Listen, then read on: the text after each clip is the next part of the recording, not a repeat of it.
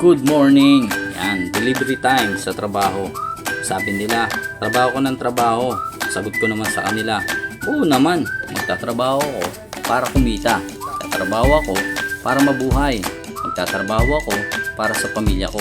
Sabi nga, hindi naman kasi madaling kumita ng pera, pero bawal tamarin. Lalo na yung isang parents sa katulad ko.